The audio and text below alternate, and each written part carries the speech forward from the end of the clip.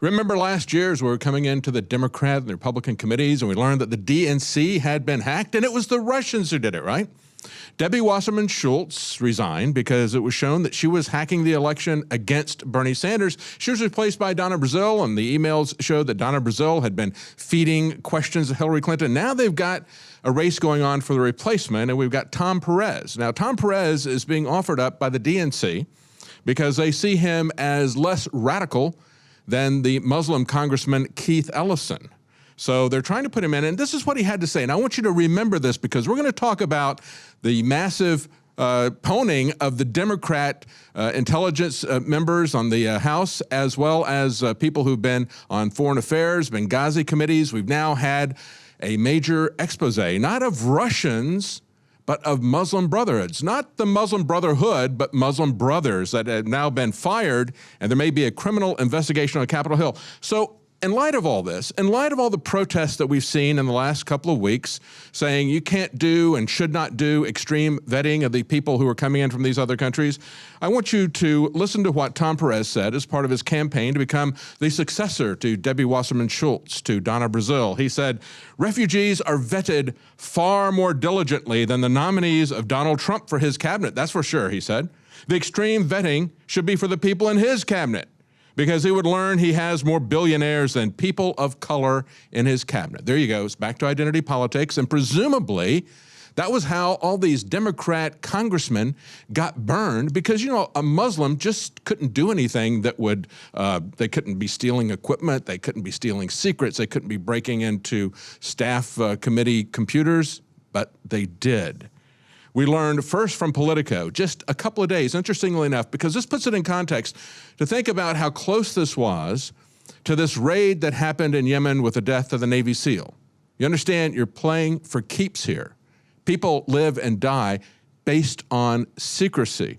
And so just a day or two after that had happened, we learned first from Politico that some House staffers were under criminal investigation for alleged equipment theft. They said 5 House employees are under criminal investigation amid allegations that they stole equipment from more than 20 member of Congress offices and accessed House IT systems without knowledge of the lawmakers, because these lawmakers are Democrats. They don't know, they don't care about security issues. This is what we see over and over again. So 5 employees, 4 men, they said, and a woman. That was what the source at the Sergeant at Arms confirmed to Politico.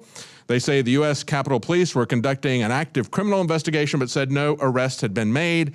And as of that time, the FBI was not involved. The next day, we got more information from the Daily Caller. The Daily Caller started naming names. At that point, we learned that the brothers who were arrested were brothers Abid, Imran, and Jamal Awan. Okay, now there's that, I don't know who the 4th man is, but we also learn in this report who the woman involved is. They say 3 members of the intelligence panel and 5 members of the House Committee on Foreign Affairs were among the dozens of members who employed these suspects on a shared basis. And guess who the very first name named is?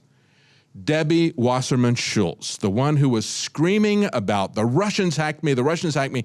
Now she's been hacked by the people she hired to run IT, these Muslim brothers. The brothers are suspected of serious violations, including accessing members' computer networks. So they got into the Congress's computer networks without their knowledge and stealing equipment from Congress. Let's look at who some of these people are, because besides Debbie Wasserman Schultz, who has talked a great deal about why we should not be vetting any Muslims coming into this country. That's racist, of course. So presumably they didn't vet these IT employees, because that would be racist if they were actually to look into their backgrounds. I'm going to show you there were some very suspicious things in their background. But of course, we've also had Joaquin Castro, one of the Castro brothers from here in Texas. He is a Democrat congressman. He's on both the Intelligence and the Foreign Affairs Committee. And listen to what Joaquin Castro of San Antonio said about President Trump's ban, he said, on Muslim refugees. He said it betrays America's values and it undermines national security. Well, Congressman Castro, do you think that it undermines national security to have people who are hacking into your own computers, who are stealing equipment, and you're absolutely clueless about it? They say signs of trouble have been visible. This is Daily Caller again. Signs have been visible in the public records. They say the Congressional Credit Union repossessed a Bibbs car in 2009. He declared bankruptcy in 2012, and he's facing multiple lawsuits. So when you see this type of thing, you understand this person's got money problems, right? He might be inclined to steal secrets, not just computer equipment. He might be inclined to steal secrets, and he has the ability to do that as a member of the IT staff. They did access their computers, and then he could sell that for cash. They go on to say, security-sensitive jobs typically require background checks for credit and legal problems that can create pressures to cash in on access to secret information and documents. Now, of course, they're all living at an address of Hina R. Alvi. She's a female house IT employee, and they're all living together. These three brothers and this woman are all living in the same house, and she has done recent refinancing of her house multiple times. They say Jamal, whose public records suggest that he is only 22 years old, he first began working at the house when he was 20 and was paid nearly $160,000 a year, 3 times the average house IT staff salary. Think about that. This is a 20-year-old. What does this guy know that makes him so valuable that he is getting 3 times the salary of the average house IT staff? Does he have connections there? It absolutely makes no sense. And of course, we had Silicon Valley entrepreneurs pushing back against Donald Trump this last couple of days, saying we need to have our H-1B visas so we can bring in people from Yemen, where the raid occurred, so we can bring in people from Somalia, from Syria, and other places. I said, there's not any IT talent that we must have from those areas. You can get people that are just as good, that went to school in America, that are native born. You don't need to bring in IT talent from these third world countries that we are at war with. And so it's very suspicious also the fact that not only are they making that much money, and of course we understand the privilege that goes on in Washington, but the fact that they would make that much money, all these brothers are making $160,000, $165,000, and yet they're declaring bankruptcy. And so then that brings us to this failed raid that happened. We're told now that in this Yemen raid where the Navy SEAL died, women al-Qaeda fighters surprised U.S. forces. They say that new details emerged, this is as February 1st, surrounding the deadly joint U.S.-United Arab Emirate counterterrorism raid. They say this was something, of course, that was planned by Obama. They left this for Donald Trump. They needed, they said, a moonless night, so they waited until they got the right kind of moonless night to do this raid. But when you look at the fact that this was planned under the Obama administration, that they delayed this, it brings up a lot of questions. Was this an internal leak inside the country? Was this something that the intelligence services did in order to embarrass a Trump administration with a failure? You can even ask, was this a response when we see these people busted in the House IT staff? This happened just a day or so after that. Was that a coincidence, or was it the result of information that they captured there? They say, and this is from the Pentagon, the raid resulted in the seizure of materials and information that is yielding valuable intelligence to help partners deter and prevent future terror attacks across the world. So that's possible that that was a response to that.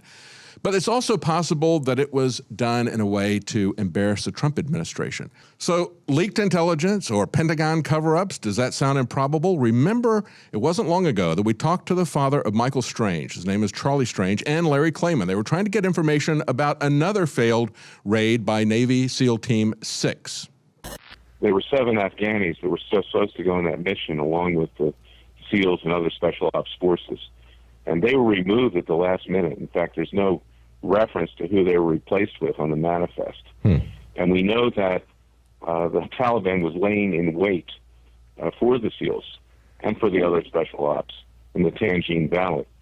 And you put all of the things together in this matter, and it raises the likelihood that somehow security was breached, that the Taliban knew that these SEALs were coming their way.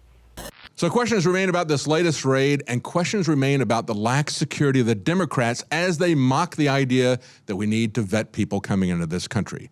That's it for tonight's InfoWars Nightly News. Join us again tomorrow night at 7 Central, 8 p.m. Eastern.